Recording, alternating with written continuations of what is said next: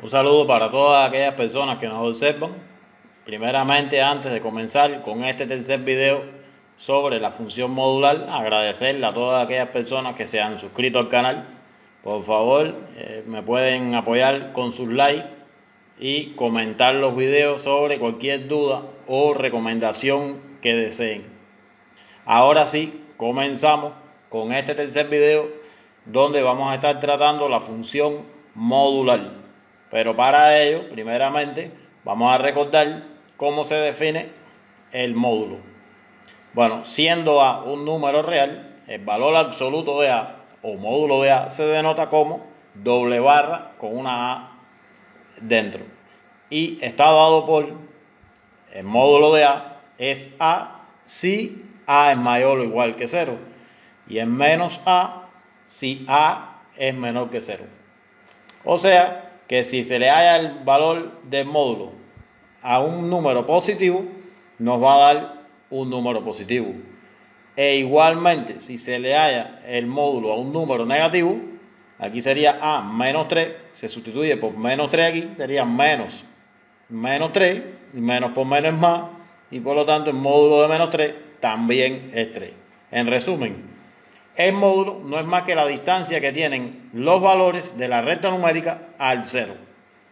Las distancias, como se trata de una distancia, todas las distancias son positivas.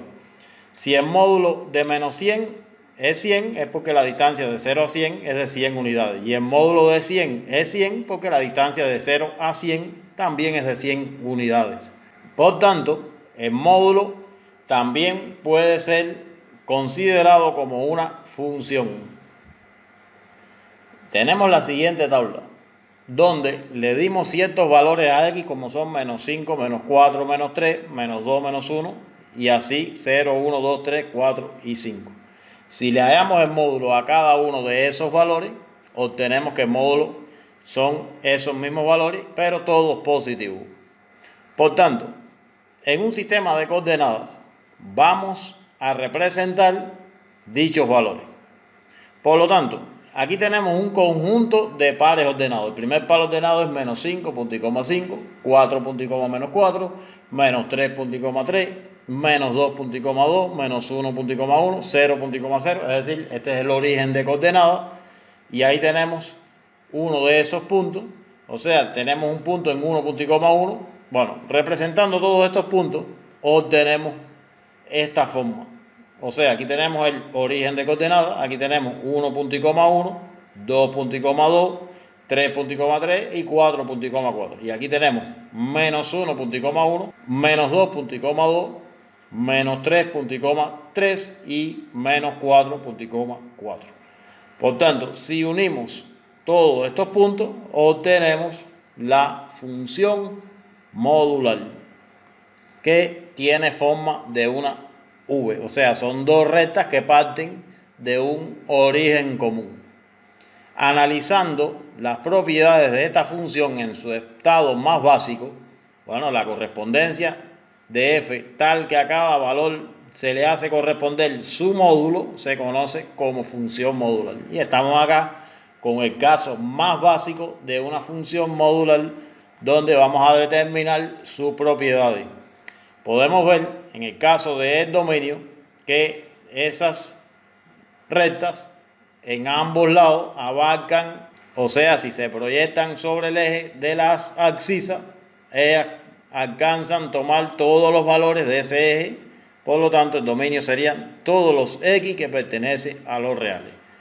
En el caso de la imagen, ya sería algo similar a la función y igual a x al cuadrado, o sea, es muy similar o se comporta de manera muy similar a la función cuadrática. Por tanto, aquí sería los y que pertenecen a los reales, pero con la condición de que esos valores de y sean mayores o iguales que 0, ya que estos valores negativos no se toman por la gráfica. O sea, no existe la proyección de la gráfica sobre esta parte negativa del eje y. En el caso de la monotonía, igualmente tiene un comportamiento muy similar, casi que igual a la función cuadrática, ya que esta rama decrece y esta rama crece. Por lo tanto, para los valores de x menores que 0, esa rama decrece. para esos valores de x mayores que 0, esa rama crece. Es creciente para los valores de x mayor que 0 y decreciente para los valores de x menor que 0. En el caso de ceros, bueno, tiene un solo 0, que es donde intersecta el eje de las abscisas. Un 0 no es más que la intersección de la gráfica con un punto en el eje de las x. Como en este caso lo intersecta en 0, el 0 precisamente es 0. La paridad, todas estas funciones cuando tienen el vértice ubicado en un punto, cualquier punto que esté ubicado en el eje de las ordenadas, o sea que en este caso el vértice tiene que tener como x 0, siempre que se cumpla eso, la función modular es par. Y en este caso el vértice está en 0.0. Pero para que se mantenga par, tiene que estar siempre el vértice en x 0. Bueno, el vértice en y sí puede variar, o puede estar más arriba o más abajo. En el caso de los signos, podemos ver que esta función casi completamente es positiva.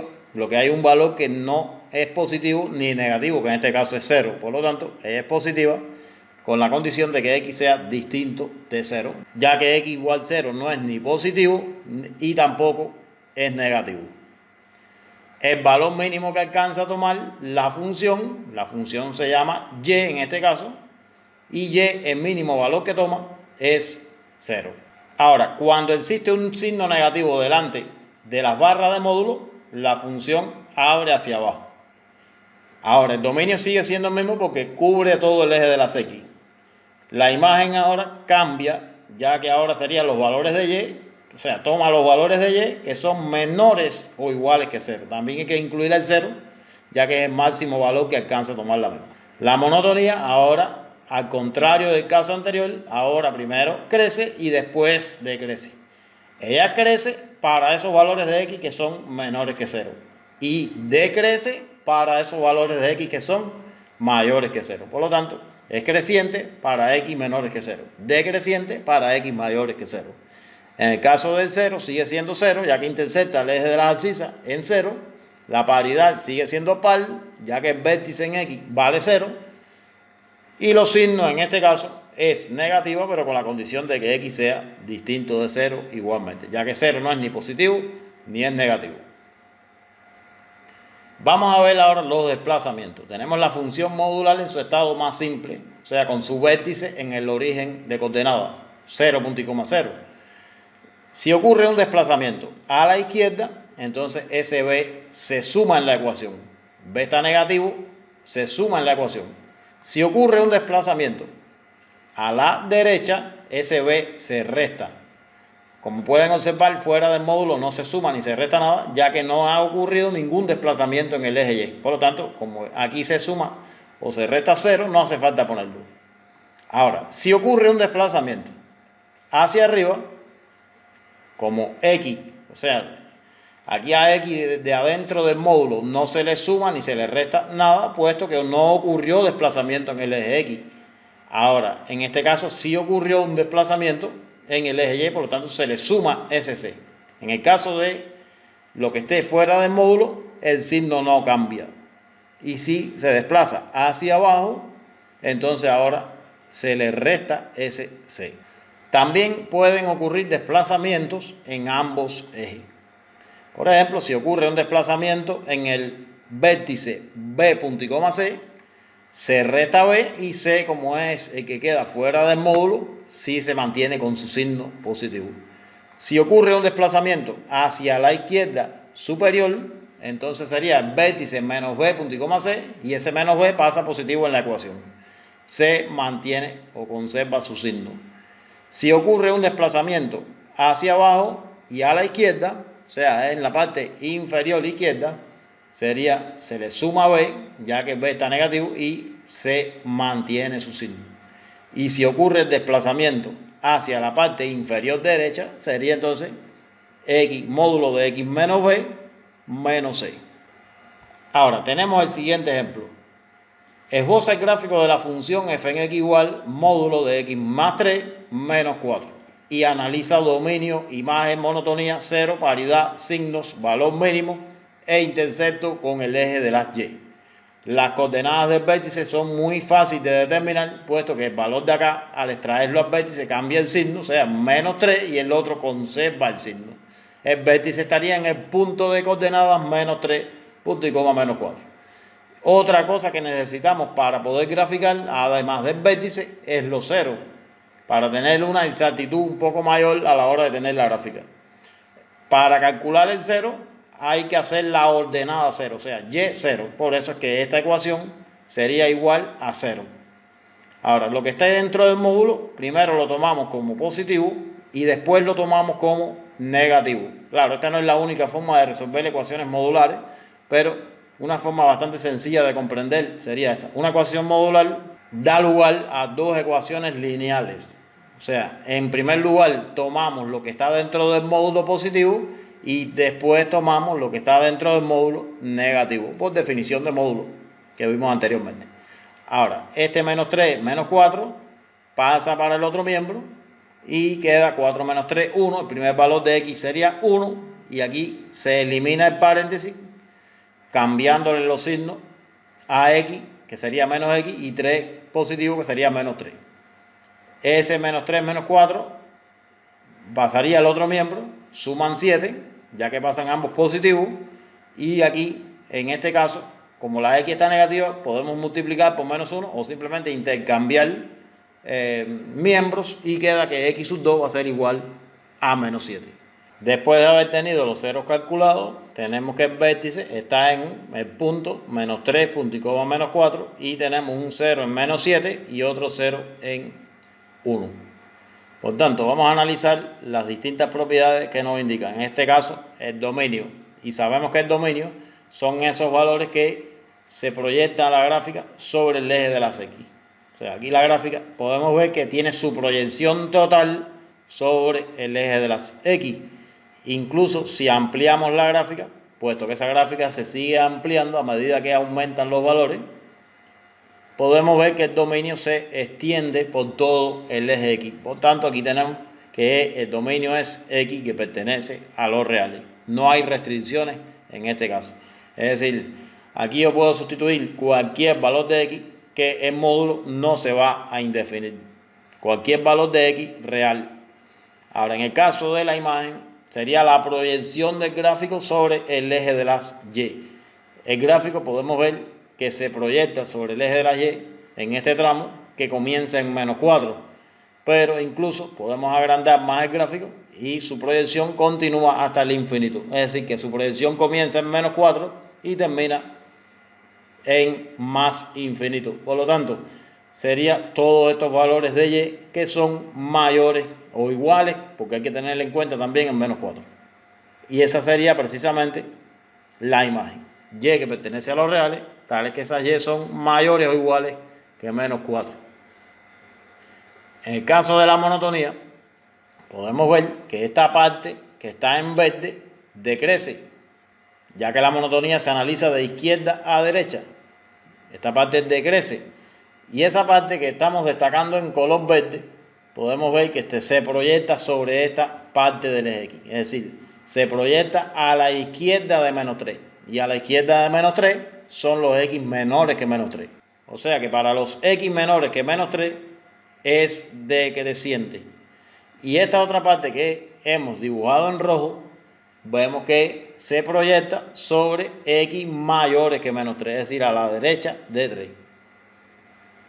Hay que recordar que para poder hallar la monotonía se tiene en cuenta el vértice en X. Ese es el que define donde cambia la monotonía en este caso.